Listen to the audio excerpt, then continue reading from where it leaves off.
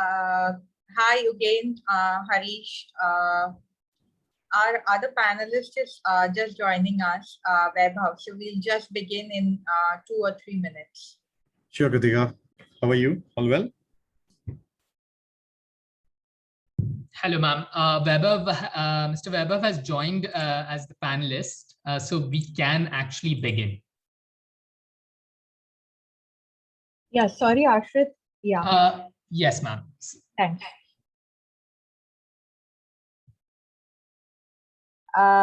So that brings us to our second panel discussion. Our second panel discussion is titled, it's very interesting, it's titled Balancing Regulation and Innovation in the FinTech Era.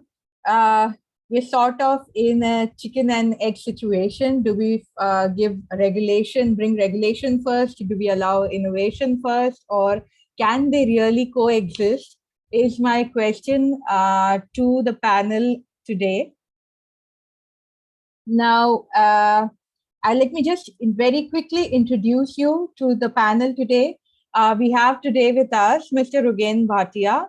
He is Vice President Legal SBI Cards, which very successfully had its initial public offer last year. Along with him, we have Mr. Harish Karunakaran. He is Director, Payments and FinTech, Fiserv, which is an international FinTech. And we have Vaibhav Anand. He is the founder and director of Credochain. It's a FinTech that is poised to change MSME lending in India. Guys, thank you so much for joining us today. Let's begin first with Ugen. So let's talk about credit cards. We're going into an era that is more and more focused on being contactless and tech-based. So where do you think credit cards are going to feature in this story going forward? And what regulations do you think India needs to promote more innovation in the credit card space? Yeah, thank you, Kritika. I think it's a pretty loaded kind of a question. So I'd basically divide the entire question into three parts. One, probably to have a little bit of a background, talk about the evolving landscape of credit card, or for that matter, even a tech-based kind of a payment ecosystem is concerned. And then I will try to come upon the opportunity as a credit card in India, followed by the regulations of credit card to promote industry. Will that be fine if I divide into three parts, right? I think there would be much more clarity in terms of the expectation is concerned. Definitely. See, the payment landscape from a technical perspective has drastically changed over the last decade, okay? With the series of digital initiatives that we've seen, it has, revolutionized the entire financial ecosystem. If you will only look at, for example, last decade, 2010 onwards, 2010 would be somewhere around when Aadhaar was enabled, followed by your AEPS, followed by, your APBS, then thereafter, the entire introduction of eKYC, your Jandhan in 2014, I think around 2015-16 was a time when even your Aadhaar-based OTP e-sign came in.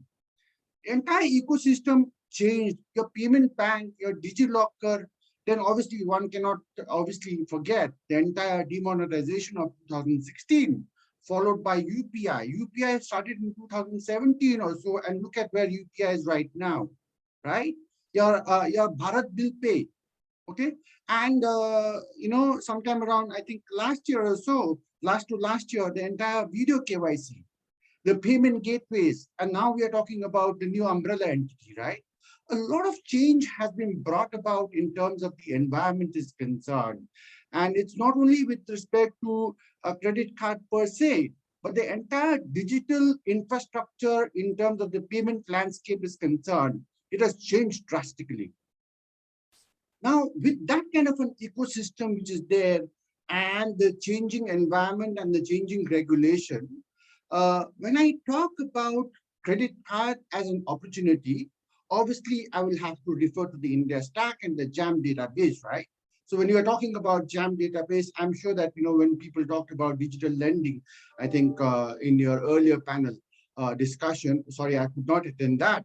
But in terms of the sheer opportunity and the size is concerned, we would have to consider the entire Jan Dhan database of 38 crores or so, the Aadhaar database of 1.25 billion, and obviously, we can't also forget the entire mobile database of 1 billion customers, right? So even if I look at credit card as such, there's a lot of opportunity from an India perspective is concerned, because if I look at the world kind of a thing, US, if I look at some data points, which if I were to basically articulate some data points, US is sitting at a per capita issuance of about 2.13, right? Singapore is 1.59. Here I'm only talking about credit card. Brazil is at 0.93. And where are we as a country? We are basically right down south, with a meager of about 0.04 per capita. So if I were to transpose that, and the corresponding number in terms of an illustration is concerned, for every 100 people in our country, in terms of India is concerned, we are seeing an issuance of 3. As compared to, for every 100 people in US, the credit card issuance is, I think, around 320. So that's the kind of opportunity which we are talking about in terms of credit card as a market is concerned. Okay. So having said that, even if I were not to compare with US, because obviously it's basically, a first world kind of a country. But if I were to compare our opportunity with even an opportunity with a country like a Brazil per capita issuance is 0.93. So with the sheer kind of a thing, there's a lot of, opportunity. Now, having described that kind of an opportunity, when I look at, okay, what are the digital innovations from a regulation perspective, okay, what is it that will basically enable a credit card business, okay? What is it that we must do over and above the JAM database, which is there, the India Stack is there, okay? My personal view is that, it has to have that entire JAM database has to be leveraged in 4 layers. Number 1, obviously, we will have to introduce a presence-less layer. Number 2, a paperless layer. Number 3, a cashless layer. And number 4, a consent layer. Okay, so in order to crack this entire code very successfully and implement the entire JAM database, it is not only imperative that the aforesaid layer should be built in, and it should be implemented, but it should also, the key lies out here is that whilst implementing, the entire process has to be a frictionless process, okay? As compared to whatever, form of payment system is concerned. And if you compare with a cash kind of a payment is concerned, what is the USP of a cash? The USP of a cash is that it's a frictionless kind of a process. So we must adopt that even for a credit card, or for that matter, even digital, any kind of a digital payment system is concerned. That frictionless integration of all these 4 layers, lies the key out here. Okay. So now in this slide, if you want to talk about regulations, the regulations for enablement should be promulgated in and around all these 4 layers. Okay. So while from a regulator's perspective, time and again, I'm sure, Kritika as well as Anurup, you've been interacting very closely with the regulators, right? Over a period of last 5 years or so, we've also seen a sea change in terms of the regulator's perspective is concerned. Okay. Gone are the days where the regulators would not even consult the industry. Here, when we are talking about especially a financial industry or a financial regulator is concerned, it's very consultative in terms of the approach is concerned. Okay. But at the same time, whenever we basically talk about enablement through a regulation, we must also wear, as an industry, we must also wear the regulator's hat. where they are basically coming from, right? So if the regulation of email enablement, okay, it should not only be only to protect the interest of the customers and safeguard them from any kind of a fraud and build in enough checks and balances, but also strike a right balance between the checks and balances and at the same time implement a frictionless kind of a process. Okay, so just basically drawing some kind of an example in terms of I spoke about the presence-less layer, right? So as of today, in terms of an opportunity is concerned, yes, a presence-less layer in the form of an eKYC by a OTP is available, okay, for a small deposit account or a small term loan kind of an account. But however, for a credit card, it is not available.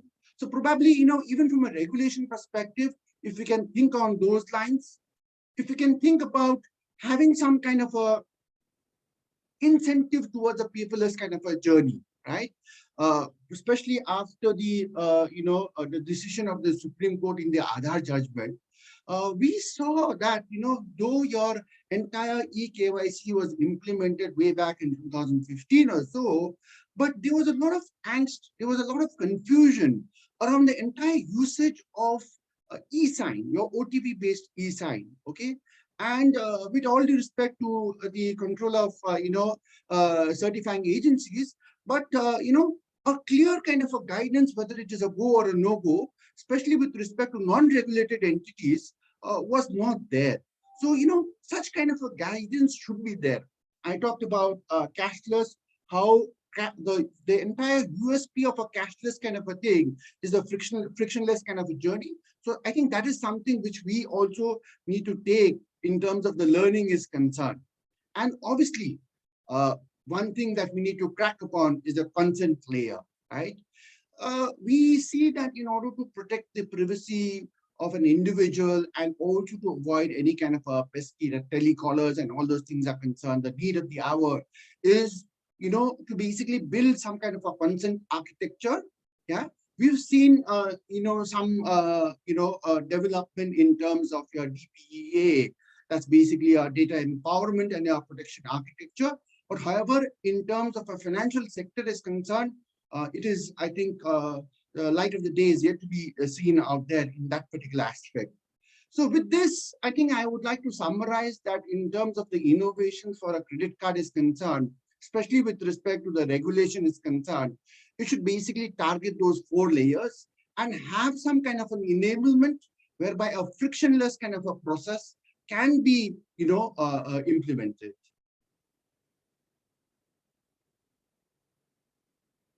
Again, I think you directly led us right to the point where we are heading towards when we move to Harish, because I think a very big aspect of what needs to work out if digital lending is to become really mainstream is having the right kind of policies for data, and more importantly, knowing what areas are no-go and which areas are the ones that people can enter without regulatory hurdles. So on that, thank you so much. I think those layers in which you explained everything, I think that is quite profound. Thank you for that.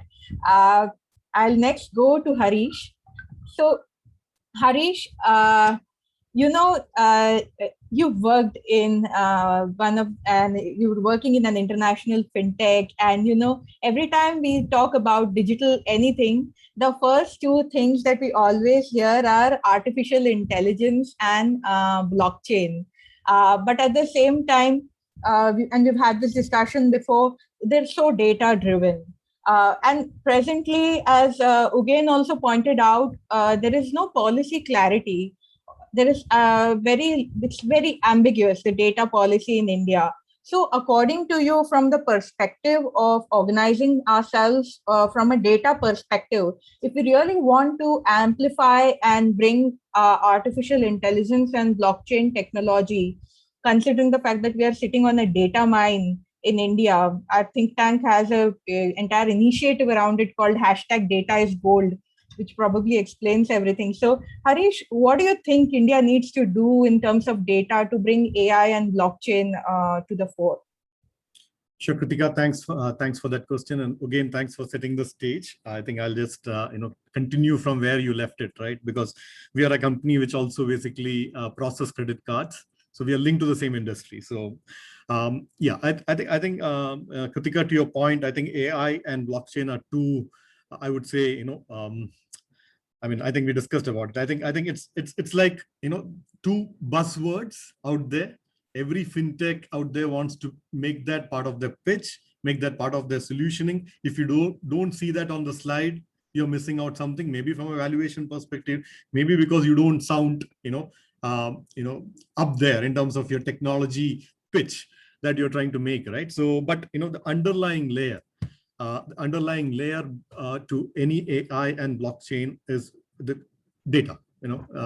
AI is as effective as the data that AI engine has got. Similarly, blockchain is all about how can you securely share data between a set of people who have decided, or companies which have decided to create a use case where data can be shared between these companies based on consensus, right? So that's the core. That's the essence of these two technologies, which are obviously buzzwords today, and we come across any use case that we typically look at, right? But having said that, today, linking it back to, let's say, credit cards, right? A common industry that we could all talk about. We have 60 million credit cards in India, a population of 1.3 billion. Maybe unique, credit card holders would be somewhere 25 to 30 million. So just very, very small fraction, right? I mean, going back to what Ugen was saying, I mean, we are nowhere like in US or any of the mature countries, right? So there's a huge potential to ensure that even something like credit is made available to a wider population. What is preventing that is the lack of data, right? I mean, today the digital footprint or the information footprint or the information collateral, if I may use that as a word, right, that a bank can actually use to underwrite the risk, which that they need to underwrite to issue a credit, right? A card or a loan or whatever is only available with such a small population in this country, right? Thanks to fintechs, the fintechs, and even in India, I think digital lending fintechs, they're doing a fantastic job. They come up with mobile apps. They come up with frictionless. I mean, as again put it, right, frictionless journeys where I could possibly just go to the app, upload few of my details, right from PAN to Aadhaar to maybe give access to some of my bank statements, etc. Whatever they ask, I give. I think today the possibility of anybody in India who has got this basic, identifications and the basic information, banking information to share, probably will be more eligible for term loan or a digital loan, right? That's definitely happening. But the only challenge I see with the current model, while we as India is laying down a large infrastructure behind on top of the India stack that we just discussed, I think there's an open credit enablement network which is coming into play, which is as good as an UPI as and when it actually is launched in the market. A lot of work is going on in the background. Probably 3 years from now, if we are on a forum, maybe we'll talk about open credit enabled network in a much bigger way than probably what UPI is today, right? UPI was all about moving your money between bank accounts. What if you don't have the money? Then you need credit. And what if you can actually get access to credit from different lenders through a UPI equivalent payment rate? I mean, that's a fantastic thought process. I don't think any countries around the world have thought through it. We have thought through it. We are implementing it. So that's fantastic, right? So that will ensure that there's a lot more data which is accessible at the point of sale, because such a network is available for every trade or transaction that is happening, right? The moment you have such infrastructure which is laid, then suddenly the AI, probably the use cases around blockchain, whether it is in the form of eKYCs, as Ugen mentioned, or whether it is in the form of using AI to crunch this data, come up with models where you can instantaneously issue credit limits on these open credit enablement kind of networks, right? Thanks to, I didn't talk about account aggregators. That's another large infrastructure that India is laying, right? It is a regulated account aggregator network. More and more banks are getting onto the bandwagon. While we have a lot of account aggregator companies out there, I think not more than 2 to 3 banks have, technically joined that account aggregators today. So even if you start building AI and data crunching use cases on top of the account aggregators, unfortunately, you don't have enough data to come out with a meaningful outcome for a larger population, right? So I think all these technologies are fantastic. They will mature, they will grow as their own, and they will create new use cases. But as India, we need to first solve for the data infrastructure, which will bring all this data in a regulated, safe, consensus-based model, where let's say we find a use case which is a digital app, and you like it, you probably recognize the brand, you can safe and secure click that and say, yes, I'll go ahead and take this loan by sharing all my data, or sharing access into all my personal information. I should be confident enough to say that the entity which I'm dealing with is actually regulated when it comes to how they're going to store the data, how they're going to process the data, what they're going to do with it. I don't want to give away my data. Unfortunately, I see that in this country, right? I mean, I'm sure all of us are seeing it. I've been carefully trying to keep away from that. When somebody says, please share the data and I'll reward you for that, right? I don't want to name, but there are programs out there, and I definitely feel very scared when I see that, right? You can be more direct, saying, here's the 200 rupees for sharing your information, right? Rather than covering it within a marketing, gimmick. So, I'll park there. I think, and when it comes to blockchain, I think it is as I said before, it is a medicine which is there looking for some of the fantastic use cases. I've learned about that technology. I've looked into that technology. I personally feel there'll be a lot of use cases that will come up in the future, which can leverage blockchain. It is not that you find a use case where blockchain can be applied. It should be the other way around. A use case which needs to be secure, which needs to be shared between multiple users, right? Where you need some amount of automation, where for example, if it is lending, right? If you meet criteria 1, 2, and 3, disburse the loan, right? If you want to automate that process, maybe a blockchain can come in. Whether it is a trade finance, there are use cases out there, but it can be extended to, I'm sure, supply chain finance, all kinds of lending which has got multiple entities involved in making that trade decision, right? Or you got multiple entities between all of them who can actually extend the credit, right? In a supply chain, for example, right from the manufacturer all the way to the consumer, maybe a distributor in the middle, retailer in the middle. There is definitely an opportunity to probably create a blockchain-based network where the data is actually accessible between these entities and the financial institutions in a safe and secure way based on consensus, that you can start underwriting based on that data, based on the trade that is happening, and those can happen through AI. And then, because you've got this data layer based on blockchain and you've got the AI sitting on top of it, the ability to extend credit at every point of interaction and the number of loans that you can extend, it just multiplies, right? And all this happens if we go layer by layer. First is the infrastructure layer, then the regulations to protect the data that infrastructure layer will start consuming, and then the usage of this data by different entities that are going to access this data. So I think between all these three, I think the future is looking very, very bright. All these technologies are great, and India is in the right path in terms of laying down the right infrastructure. Maybe some of the data privacy laws, all those are still a work in progress, and I'm sure in time to come that will all be put in place after looking at what the GDPR is doing, and we have got a lot of other external use cases to rely on, and what is the outcome, what are the challenges they faced, and I'm sure we'll come up with probably one of the best policies for the country. Thank you, Harish. It sounds like a paradox always when we say that we are a 1.2 billion population, but at the same time, we probably have only 30 million identified credit card users, and that we don't have data. So that's to solve this issue called we don't have data, as you're rightly pointing out, we probably need clarity on data anonymization, perhaps regulated data anonymization, so that data is more easily available for sharing among various stakeholders, and doing it because, we had this very interesting conversation with Justice Sri Krishna, who headed the first committee on data privacy in India. And he said, he always tells this story in relation to data. So he said, when I was a little child and I was in the south of India, an elephant, he was walking down the road, and a man was just walking behind the elephant. And every time the elephant took a dump, the man used to collect the poop in a basket and run after the elephant to keep collecting the poop every time he pooped. And I asked my grandfather, Justice Sri Krishna, he asked his grandfather, why is he doing that? And he said, you don't understand that poop is gold. It's used in Ayurveda, it's used in 100 different things. It's sold for a very high value.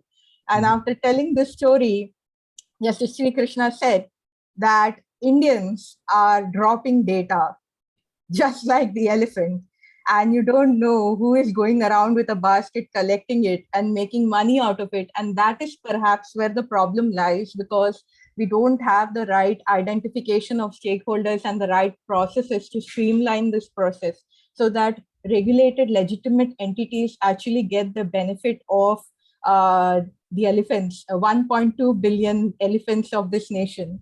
The way things are really sort of put in categories in India, that this is right, this is wrong, really brings me to our next panelist today, Vaibhav Anand, founder and director of CredoChain, a fintech for MSMEs. Vaibhav, now in this digital lending line of business, there's this very controversial yet very used model called FLDG. And the moment we drop the word FLDG in the market, there are people who have really extreme reactions. Some know that it's a reality, and some people feel that it's really, in the very recent times, especially, it's been portrayed as a villain of digital lending. What do you think? What are your comments on this? Thank you, Kritika and Anup, for inviting, and happy to be part of the esteemed panel. So honestly, Kritika, as far as regulatory guidelines are concerned, right? I mean, RBI, except P2P lending, has not prescribed FLDG in any other line of business. So there was a specific guidance and circular, specific to the NBFC P2P, which is like a separate, license, different from regular NBFCs. So I think RBI was specifically, they specifically instructed P2P not to indulge in FLDG because of the model itself, right? I mean, there are, non-institutional players on both sides of that platform. But otherwise, see, FLDG is the basic oil, right, which runs this pipeline of digital lending, especially, when a non-licensed entity works together with a licensed entity. So FLDG has multiple reasons why it sort of gets affected. So it gives the confidence to a licensed entity, whether it's a bank or an NBFC, to work with the non-licensed player, right? Because a non-licensed player is perhaps trying out an innovation. They're doing an experiment and they don't know the results of that experiment, right? Because I think that's going to take some time depending on the product. So the FLDG arrangement gives some sort of a financial comfort or a security to banks and NBFCs. That's number one. B, since there is a financial comfort given, it also helps the payoff of that fintech, right? Because the moment there is an FLDG involved, the ROI that they can get, a non-licensed fintech that can get, is much higher compared to non-FLDG arrangements. Because technically that's the whole skin in the game argument, right? That if you are in a lending business and if you are the entity which is dealing with the customer, which is collating the data and helping us take a decision, and you believe that your ability to source, to understand the risk, and then to eventually underwrite that particular borrower is good, right? Then why don't you put the money on the table? So I think that's the simple argument. And I don't think so there's anything villainous or wrong in FLDG. Yeah, for certain business segments, for certain business types, I think RBI has taken a specific stand. The problem that I as a founder have is that when I go to a bank and then they ask for a crazy FLDG proportion, right? I think that's when the problem starts, right? Because that's presuming that a bank wants to earn return without assuming a risk. So I think that's the challenge that a lot of young fintechs are grappling with. Because, whatever said and done, the regulatory architecture of India is such that capital only is available with banks. That's the regulatory architecture, right? Even NBFCs are reliant on banks for their own lending, and very few, NBFCs have a direct, access to this dry powder. So I think those are some of the challenges that, how do you relate risk to the FLDG amounts? how do you build a portfolio over a period of time where you can show a certain risk profile, risk readiness, risk mitigation, and then sort of request your lending partner to eventually reduce the risk. So I think that's some of the challenges that at least we face. But otherwise, I think FLDG is a very essential aspect of this business, and it's not a new concept, right? I mean, the name might be new, but securities and guarantees have been sort of going on since the early days of banking. So. Vaibhav, I definitely agree with you that the FLDG model has always been there for sharing of risk. It's when people try to go completely risk-free under the garb of FLDG model that things go for a toss. I mean, we had seen this even at the time of the last international financial crisis, after which, this entire structure of key managerial remuneration for people in banking and finance was overhauled because they realized that risk-free managers are taking very risky decisions for regulated entities, and that's causing a lot of problem. So I think the very good takeaway that we have from your thing is that FLDG is not the problem. Regulated entities trying to go risk-free is perhaps any entity perhaps trying to go risk-free without skin in the game is maybe the problem that needs to be curbed if we are looking at digital lending regulations going forward. Now, I have a common question for all of you, and maybe we can begin again with digital lending is here. It's not just at our doorstep; it's in our living room, and we really need to course correct if India wants digital lending to really get up to the next level and have it in a healthy fashion, so that the borrowers are benefited, the booming fintech market in India is benefited. We need some very urgent course correction. So if you had to recommend one thing that you think that needs to be done urgently to just quickly create a situation that improves digital lending in India, again, what would it be? Instead of one, let me take the liberty of suggesting two things. Okay, we've talked a lot about data, and I can see some chat, as well around alternate data. It's not that data is not there. Data is definitely there. Harish has already pointed out the chat session, but however, it's lying in pockets. Okay, so in order to address that particular issue, the entire consent architecture must be there. Okay, that's number one. And number two, for any kind of a digital lending, some kind of a centralized KYC repository must be there. Without that, we will not be able to do any kind of a digital lending. Then again, we'll come back to pen and paper. Aapke paas Aadhaar hai, do you have a copy of your PAN and all those things? Okay, so some kind of a centralized kind of an architecture in terms of your KYC is concerned. And probably in terms of one more thing, taking a cue from there, in terms of KYC is concerned, probably we will have to break up the KYC into multiple folds, a small KYC or a short KYC, something on those lines. Like take for example, and even for KYC, it's not that KYC is not there. Okay, we've got CKYC with all good intent. CKYC was introduced, but however, it is not taken off too well. Some of the quick action, low-hanging fruits which we could actually, implement is probably a one-time bulk upload to all the banks, okay, for a CKYC registry is concerned without any kind of fees. Probably that will basically, enhance the entire database of CKYC. Okay, that's number one. Number two, we see even like a data, like alternate data in pockets, even a KYC is in pockets. There is a DigiLocker, there is CKYC, there is eKYC, there is Vahan, we've got the entire passport database, we've got GST, we've got NSDL.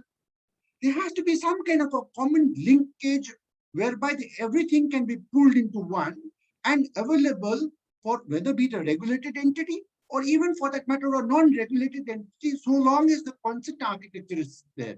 So if you solve both, number one is a KYC And number two, your consent architecture in terms of data, the leveraging of data is concerned. Probably, we will be able to see some kind of a traction. Yeah, I think you're right, because I think a year, or I think it's been more than 2 years now, RBI had actually suggested through a discussion paper a public credit registry, which would act like a repository of all credit related data, and would, in fact, presently there is only negative rating for credit lapses. It would allow positive plus negative rating. I think that was a very interesting thought that could have been implemented. Yes, as you're saying, we need to club the data and make it more easily available to all regulated entities to solve this issue. Vaibhav, if you were to add to this point, what is that one thing you think we need to address immediately? So digital lending as we speak, right? I mean, has primarily been in the realms of personal loans. So I think that's the segment where the maturity of digital lending is much higher compared to, say, a micro or a small enterprise loan. Now, I think one thing which really stands out, and I still remember I was chatting to, like years back, I was chatting to an ED of RBI. I'm forgetting her name, and she mentioned to me, Weber, till the time kids play, in a small zone, we are okay with that, right? So we let people experiment, we let people try out few things. Until the time, those experiments are small, they're not systemic in nature. It's like kids playing in a playroom. We are okay with that. But now, the whole issue of digital lending and why this committee was set up under RBI was because of the high level of delinquencies and the coercive collection techniques followed by these digital lenders, right? Now I think one thing that really comes to my mind, which I really think all credit card companies, all digital lenders, all banks miss in India, is the whole aspect around customer advocacy, right?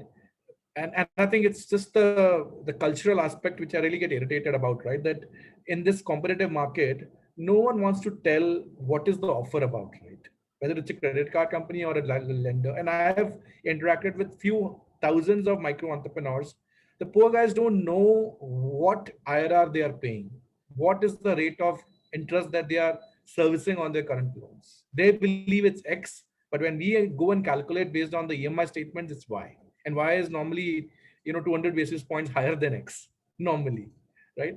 So I think the customer advocacy, the grievance handling, the offer transparency, right, in simple languages. And I personally believe, SEBI has done amazing work on the mutual fund side to create that customer advocacy and transparency, right?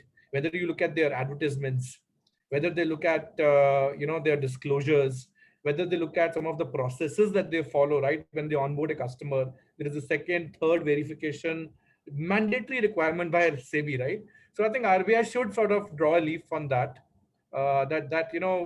it's very convenient to avail a loan, right? I mean, all of us, at least would have tried the journeys. I mean, I do it all the time because, it's my business.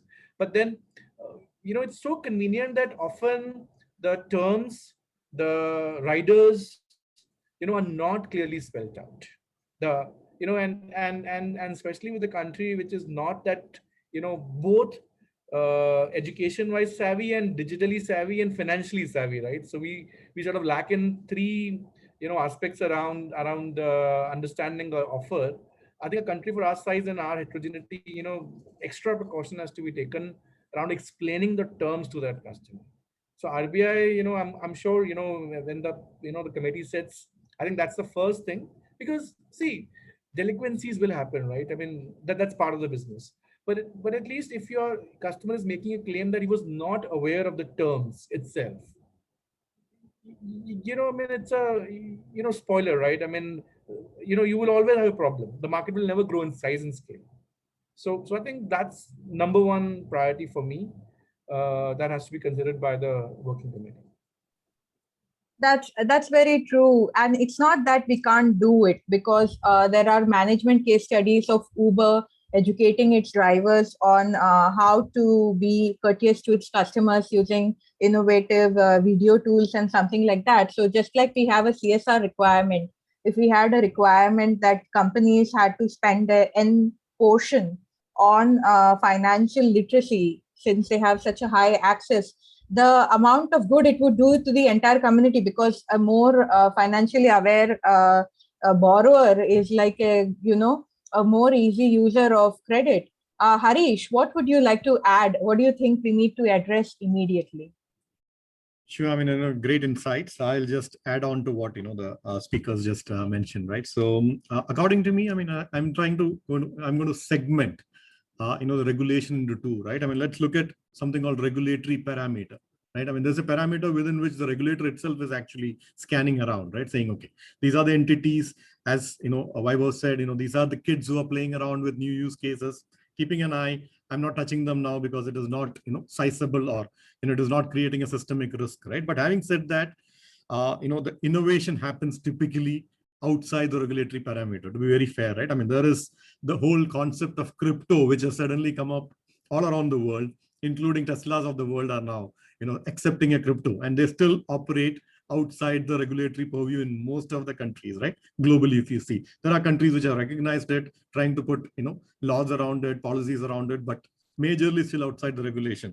Another classic example which I see, which is again global phenomenon happening, even in India it is happening, is buy now, pay later, right? It is nothing but classic use case of a credit card repackaged beautifully, and probably in a very, very simple way, that even a user who doesn't have a credit card suddenly realizes that, oh wow, I can pay in 4 installments, or I can buy a lot of stuff today and then pay after 30 days. Fantastic use cases, simplified. There is no revolving credit there. And then when you actually look into the depths of who are these players, you'll find two categories, right? One with the right intent to create and generate data over a period of time, then probably go start working with the regulatory, organizations, which are definitely banks and NBFCs, right? And take it mainstream, grow the business volume. I'm actually an originator of new loans, right? That's the way they look at it. That's a great idea. That's a good business intent, right? Then you also find another set of companies which are actually saying, I'm going to create a parallel ecosystem, like how crypto is, right? There is the, the cash from the central bank, which is running as a parallel ecosystem, and there's a crypto running as a parallel ecosystem, right? Now both are trying to get married. And then there are concepts of CBDCs and all this coming, which is trying to marry both of this, right? So similarly, BNPL was a classic example, as I see it today, where you have the set of people or companies which are running on one side saying, I don't want to deal with the banks. I am not a regulated entity because I'm not lending. I'm just giving a split payment that doesn't come under lending. All the subvention that he's doing to make that split payment is all hidden within his overall packaging. And I don't see, to be very honest, regulatory parameter, probably, maybe it is being observed, at least I've not seen till date, actually trying to go and see, okay, what is the business intent behind, what a company is trying to do, right? They might present that business intent to a VC to get the funding. Maybe a similar opportunity should be given to these entities who are very, very innovative, maybe with the right business intent to actually, there should be a window of opportunity for them to actually reach the regulator and say, we have invented a model, which is obviously, financing, and this is the innovation around it, and able to get their views, probably, work along with, obviously there is sandbox and all those, but, there's a constraint in terms of number of use cases that, let's say, a regulator can support using a sandbox, right? There'll be 200 use cases, maybe 10 will qualify, 3 will go through, 1 will come out of the workshop, whereas others are still experimenting. They're not waiting, saying, let me wait for the RBI sandbox to pick me and then I'll start my use case.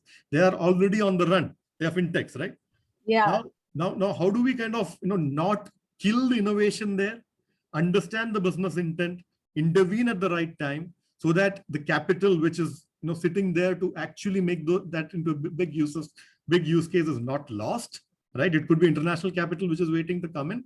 And they all are generally very fearful about policies coming in retrospectively and killing a business case, right? That also is something which we should avoid as a country, right? Because that's the last thing that we want. If we are innovative, we are seen as fast, well regulated. We should also ensure our policies and interventions are at the right time for the right reasons, and definitely not retrospective because we are late in acting and then killing the whole business model. So I think I'll just, conclude there my thoughts. Yeah, I think I agree with you that the good guys should not get caught in the net just because there are Shylocks roaming around for their pound of flesh. And in recent regulatory policies of RBI, we have been seeing them trying to, in fact, give a window to people that, okay, we'll give you 3 months, we'll give you time till the next financial year to transition.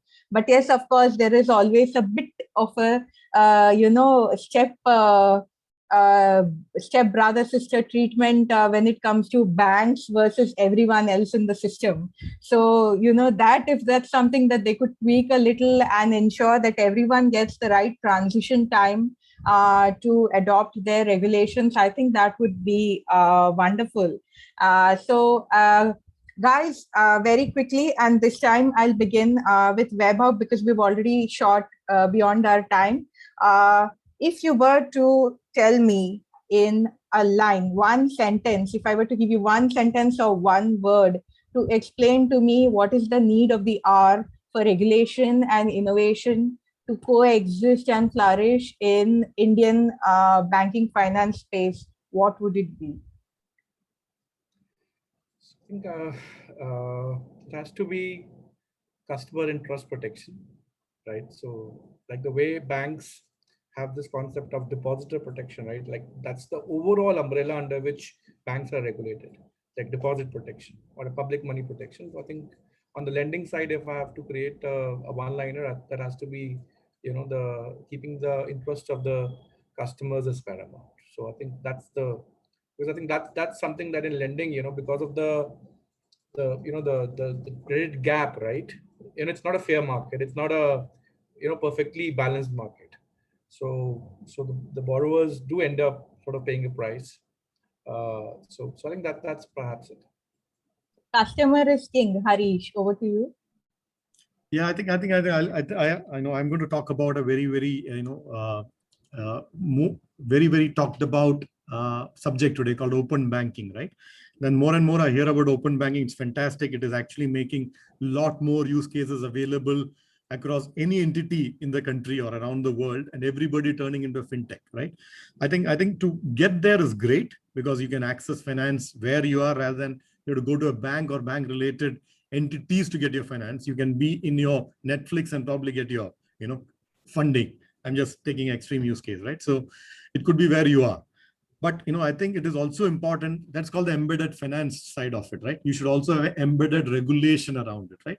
The moment I'm subscribing to embedded finance, I should be assured as an end user that yes, there is embedded regulation around it. It is safe and sound. Although I'm not accessing this directly through a regulated entity, I'm accessing this finance through an indirect channel.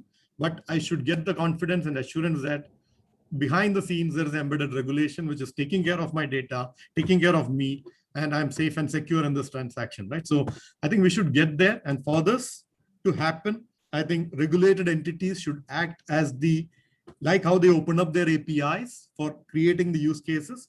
Along with it, they should also be able to create a model where there's an embedded regulation, whether it is interpretation of regulation, because that's another big gray area, right? A regulation comes from RBI, it gets interpreted in different ways by different people and gets implemented in different ways until you're pulled up saying, no, this is not what it was.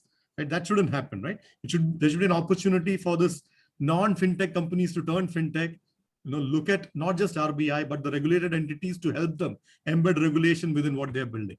So I think that's where, I think it should go. What I always find interesting is this term, the ideal actual definition of regulated entity, apart from banks, includes NBFCs, payment systems, all of them. But somehow, whenever we are making policies, it's always, everything is sort of always like bank centric. And if we really want to create a vast ecosystem, and I think Mr. Vijay Dhingra, he's another general counsel from the NBFC sector, said we need to allow NBFCs to play, NBFCs and existing payment systems, like even credit card providers, to play a much bigger role in onboarding fintechs into a more regulated space. Mr. Ugain, we'll save the best for last. And what is that one sentence or one word that you would want to add? Sure. So taking a cue from all my fellow panelists, I think going last, I think I had the privilege. Okay. Probably rather than saying a one sentence, I'd basically use two words. Okay. fair practice. Fair practice from a customer perspective, fair practice from a legal or a business perspective, and fair practice even from a regulator's perspective. From a regulator's perspective, there has to be a level playing field for whether an entity is a regulated entity or big or a small. Okay. From a entity perspective, if I have to grow, not immediately, even if I have to grow in a sustainable kind of a manner, it is imperative that the element of trust, transparency, and fair practice must be ingrained in terms of my business practices concerned. And definitely from a customer's perspective is concerned, the need of the hour is fair practice, like Weber said, right?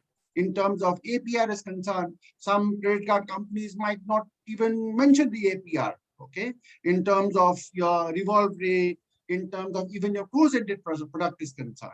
But, if you basically have this particular fair practice, and if you were to basically build regulations and for that matter, business practices around this fair practice, I think from a regulator's perspective, from a legal entity perspective, and even from a customer's perspective, we can all benefit.